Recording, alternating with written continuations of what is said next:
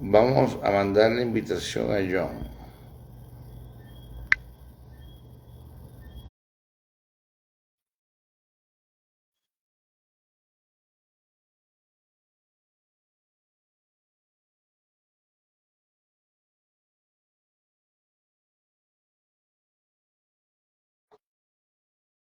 Vamos a ver.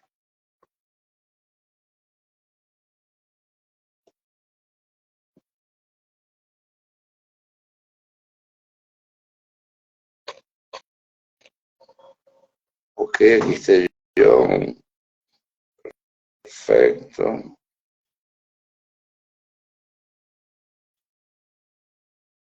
Vamos a ver, debería entrar a la sala.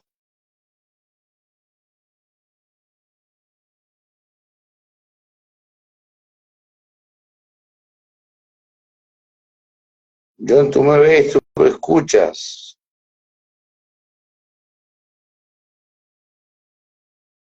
No puedo unirse, pero qué problema. Nunca me había pasado esto.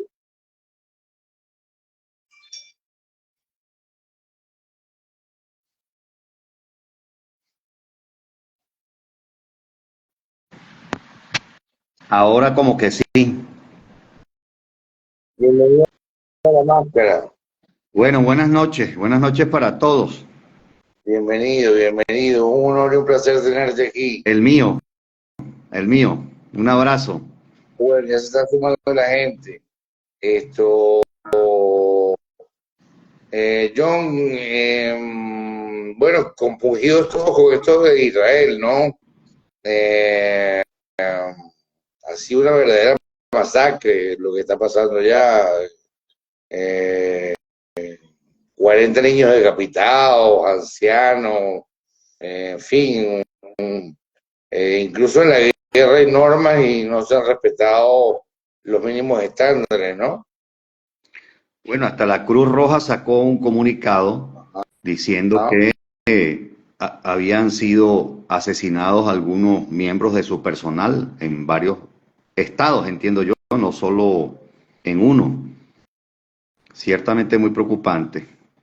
Yo no soy experto en el conflicto palestino-israelí, pero francamente es inadmisible lo que está ocurriendo. ahora, esto ha elevado los precios del petróleo de inmediato, ¿no? Esto, y se pronostica que sigan subiendo. ¿Qué impacto puede tener eh, esta guerra de Israel más la de Rusia y Ucrania en, en Venezuela? Siendo que aquí estamos muy vinculados a, a los palestinos, pues, ¿no? Decía Maduro en una cadena que Jesús había sido palestino, que había sido un niño palestino, que había nacido en Belén, que eso era territorio palestino, en fin, no sé si lo viste. No, yo no he visto esa declaración, pero sí, efectivamente, ha habido un vínculo histórico entre el gobierno venezolano, quiero decir en concreto el de Chávez y el de Maduro, y Palestina. Mira, Alejandro, los impactos obviamente más evidentes son en el sector petrolero y dada la dependencia de la economía venezolana del petróleo, obviamente este es, digamos, el impacto más visible, no solo porque los precios del petróleo en efecto están subiendo y van a seguir subiendo, en mi opinión, sino porque adicionalmente ya el gobierno venezolano venía haciendo esfuerzos en negociaciones primero con el gobierno norteamericano y también con transnacionales petroleras para elevar el volumen de producción en un contexto en el que hay unas cuantas necesidades económico-financieras del Estado que no están siendo cubiertas y por tanto el Estado venezolano parece obligado a aumentar el volumen de producción. Entonces ahora veamos obviamente por cuánto tiempo siguen aumentando los precios del petróleo, pero el primer impacto que tuvo el conflicto ruso-ucraniano era que se desató una guerra de precios para colocar petróleo, que era por cierto una consecuencia que ya venía produciéndose desde la pandemia. Y Sí, Eh, estos dos factores, un gobierno presionado por obtener mayor volumen de ingresos en divisas, un gobierno que ha venido celebrando algunos acuerdos con el gobierno norteamericano, un gobierno que celebró una serie de acuerdos con Chevron, un gobierno que viene celebrando una serie de acuerdos con otras petroleras, como el caso de Eni. Entiendo por una noticia reciente de esta semana, me parece haber leído, que Maurel & Prom también se suma a la lista de las petroleras que llegaron a un arreglo con el gobierno venezolano, de forma tal que el impacto de corto plazo va a ser beneficioso por lo pronto para el gobierno en el sentido que aumentan los ingresos petroleros en divisa. Ahora, eso tiene un límite. El límite es hasta que no se eleve de forma significativa el volumen de producción, que es para lo cual el gobierno venezolano viene celebrando acuerdos con las transnacionales petroleras. Bueno, hasta tanto no se eleve de forma mucho más significativa el volumen de producción, el gobierno va a estar atado de manos de cara a la presidencial. Es decir, la presidencial le impone un imperativo estratégico, aumentar el volumen de producción.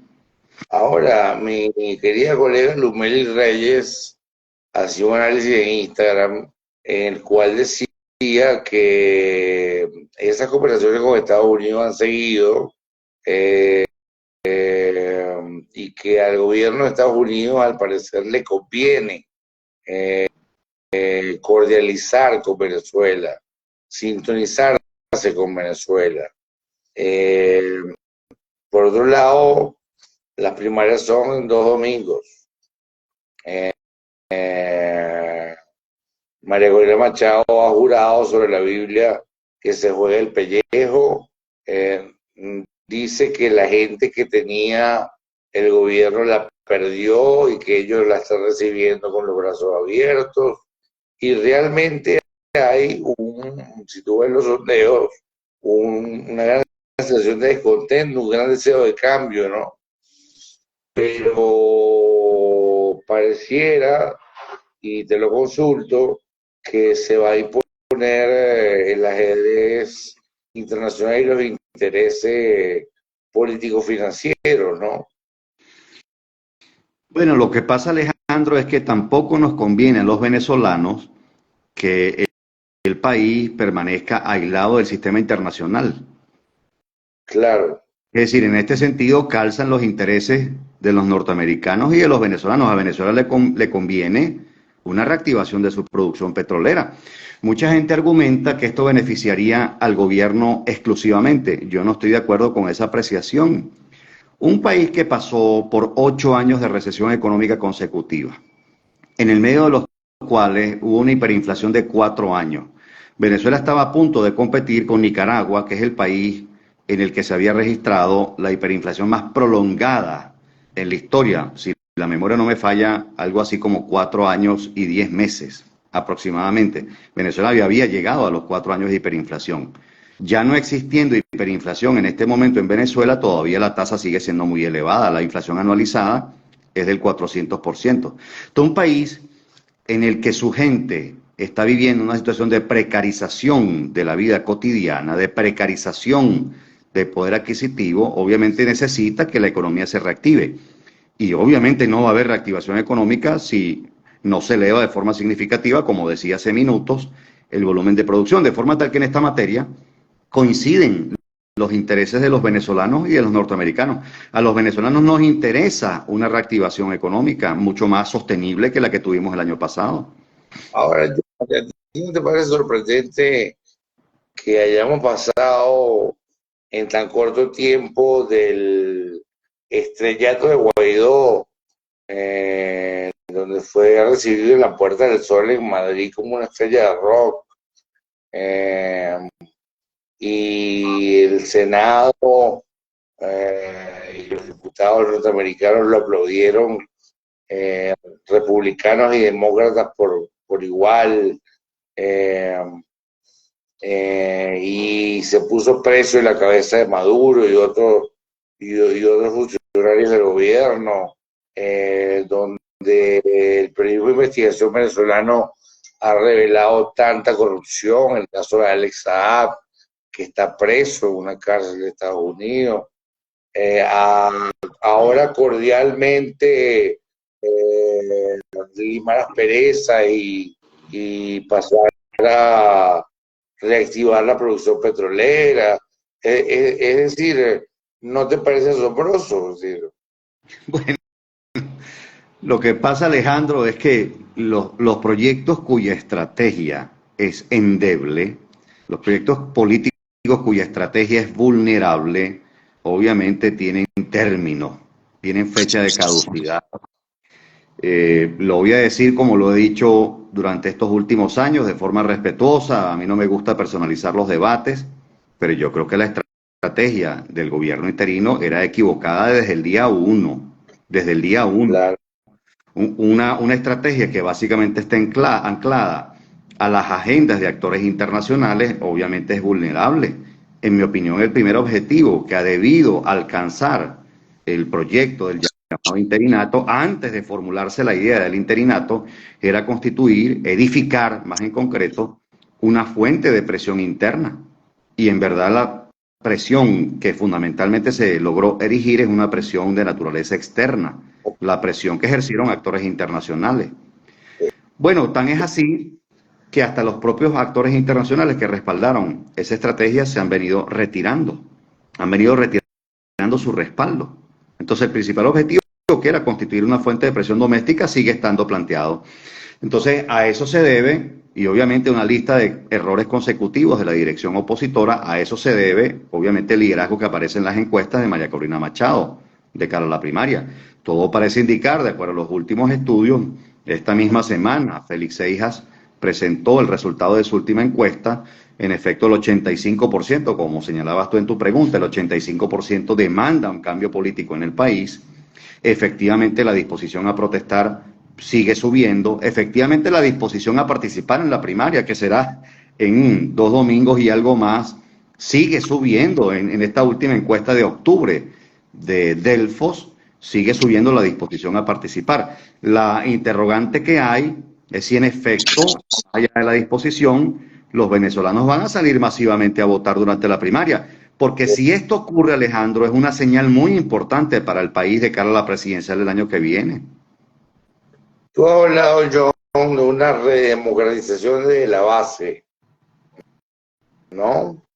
Y has dicho que la oposición sí puede cobrar una victoria en 2024, contrario a lo que piensan analistas como Moleiro, Tripier, si el margen de votos es suficientemente amplio. Explícame eso. Pues sí, por 3 razones básicas. La primera, en Venezuela, la oposición no ha sido a lo largo de casi 25 años, en febrero del año que viene ya se cumplen 25 años desde la llegada de Chávez al poder. 25 años. En 25 años la oposición nunca ha sido mayoría electoral en una consulta presidencial, en una elección presidencial. En verdad, la más polémica de todas, que es la del 14 de abril de 2013, todo el mundo dice, o mucha gente dice, que Capriles ganó. Yo tengo los estudios inmediatamente anteriores a esa elección.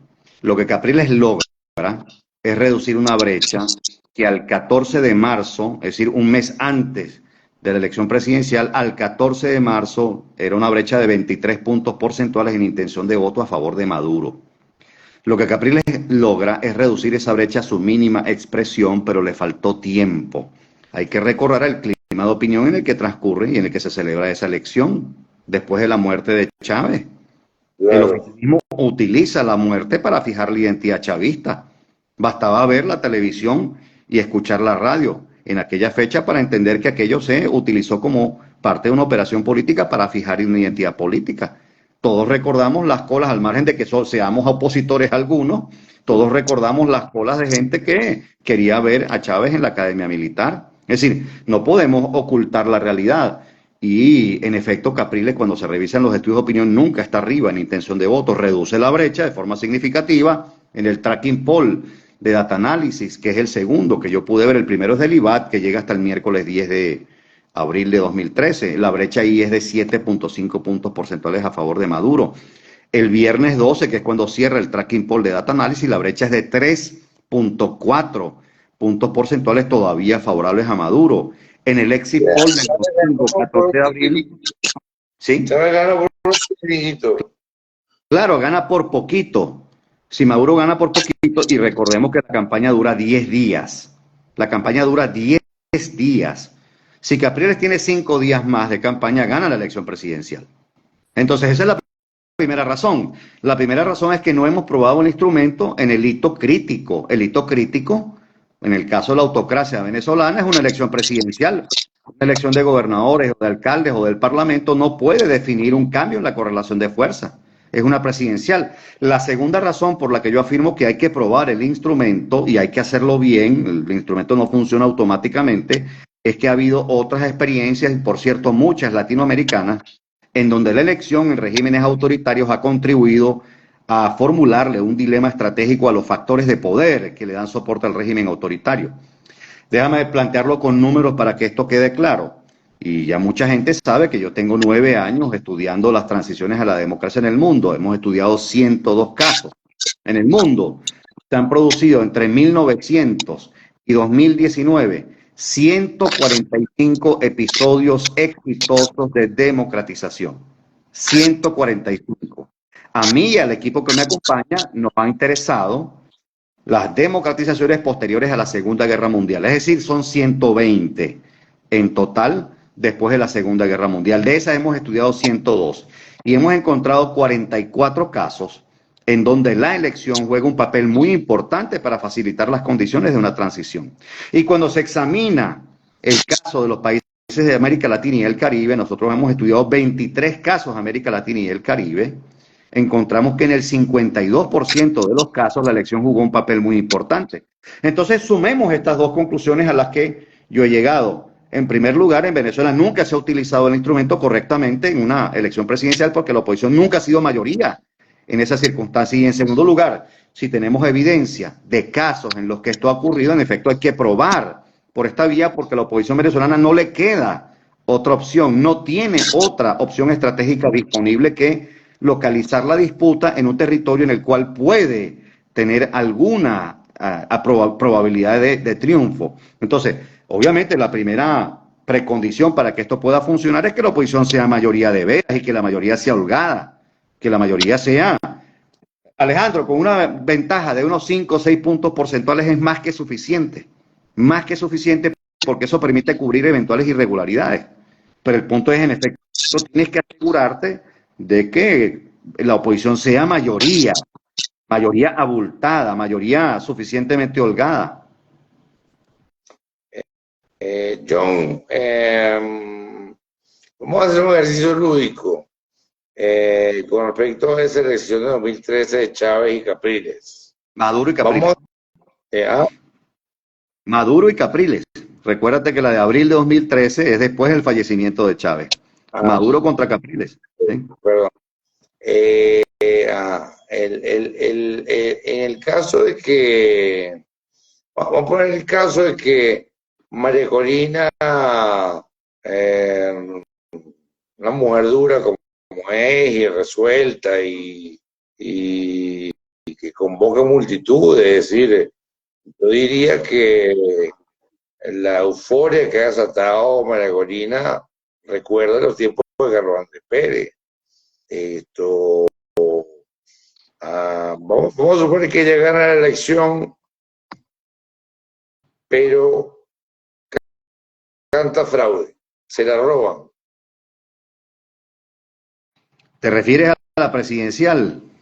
A la presidencial, sí.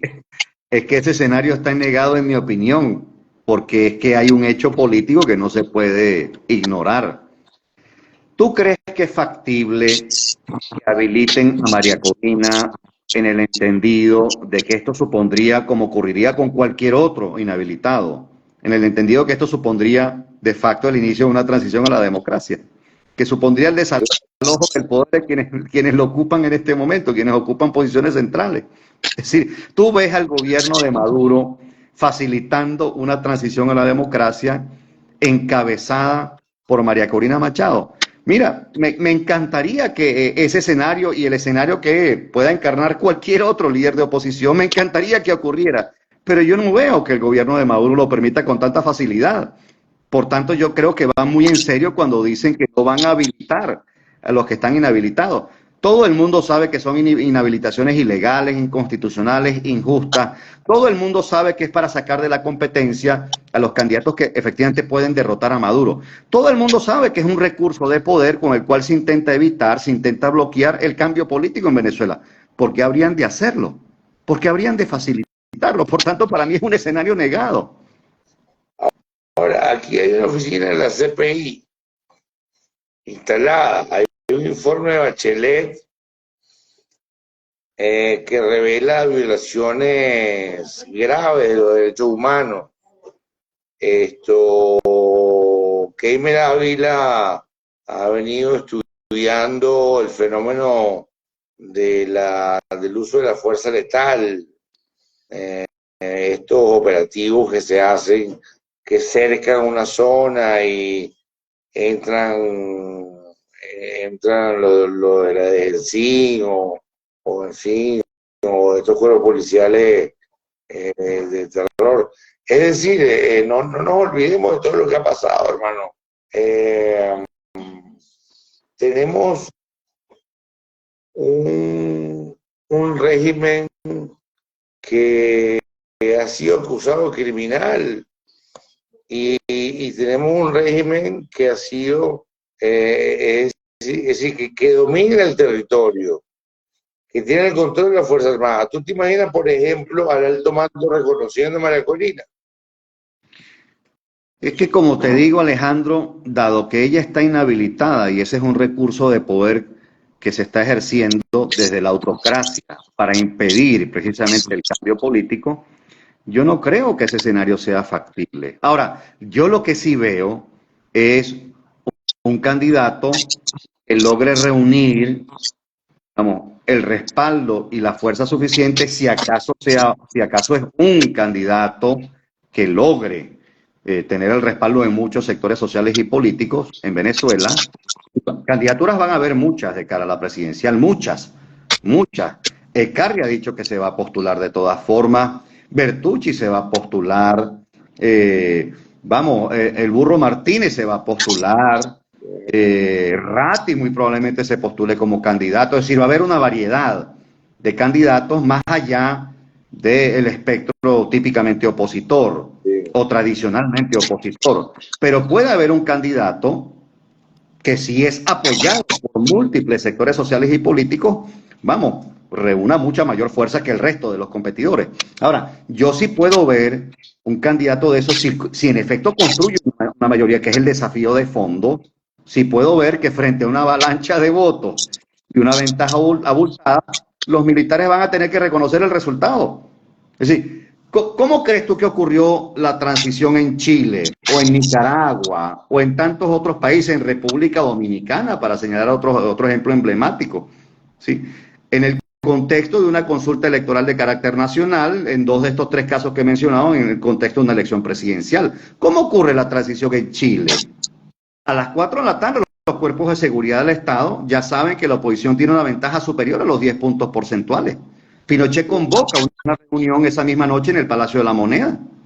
¿Tú sabes lo que plantea Pinochet esa misma noche, en esa reunión? Plantea desconocer los resultados. Dicho de otra manera más didáctica, plantea hacer fraude. ¿Y qué ocurre en esa reunión? Que es como una reunión de gabinete, una reunión extraordinaria de gabinete. Se paran 2 generales, uno de los cuales le dice: presidente, no lo vamos a acompañar, porque en efecto la oposición ha ganado el plebiscito, que es una disposición transitoria de su constitución, de la constitución que usted mismo propuso e impuso.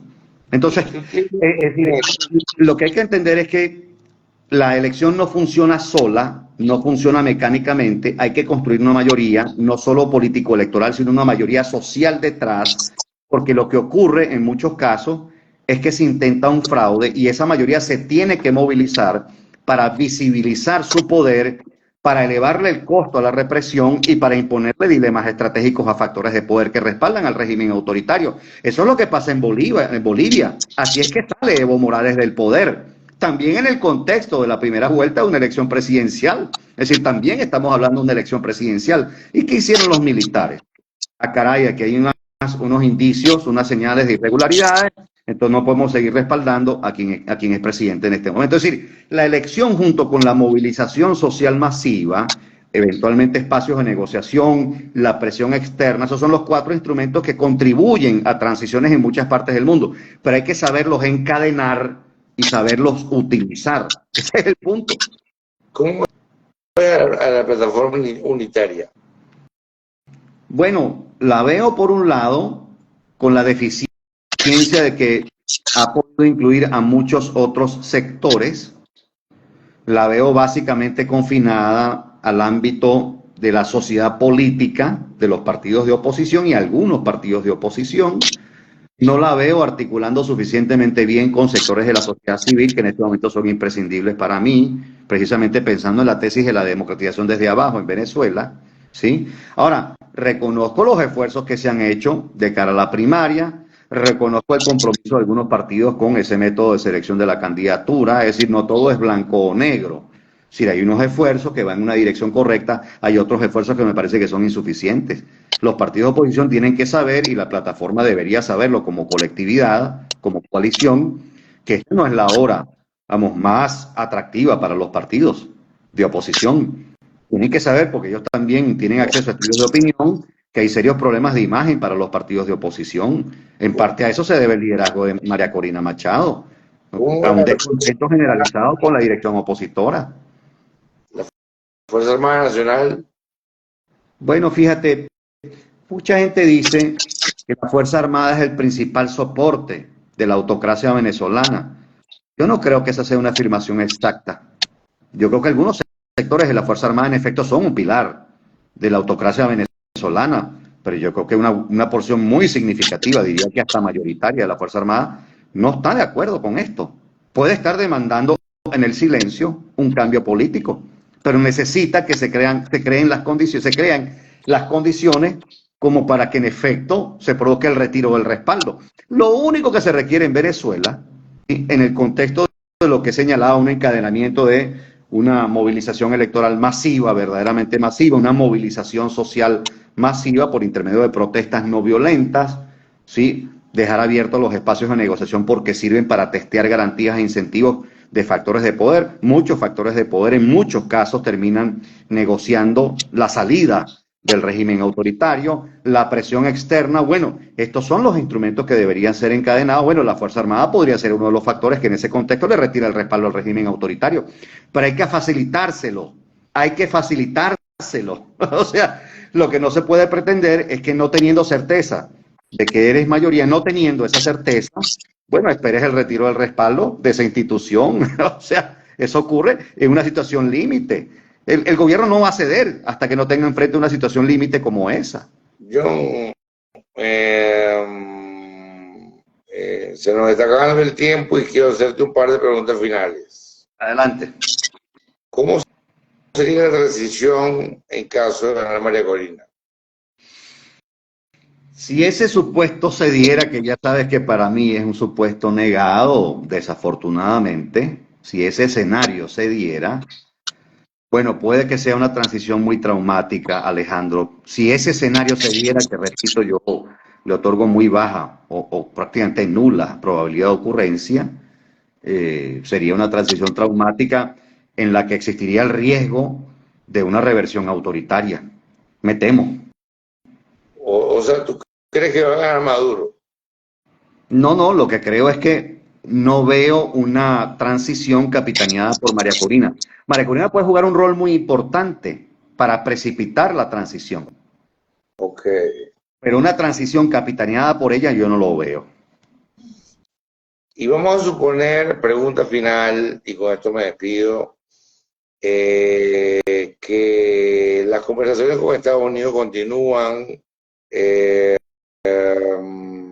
sigue la guerra en Israel, sigue la guerra en Rusia y Ucrania, sigue subiendo, se produce un boom petrolero que permita a Reliance, a Eni, a Repsol, es decir, con una mini apertura petrolera y nos recuperamos económicamente y esto le da share a Maduro. Es decir, ¿Cuál sería el escenario si gana Maduro?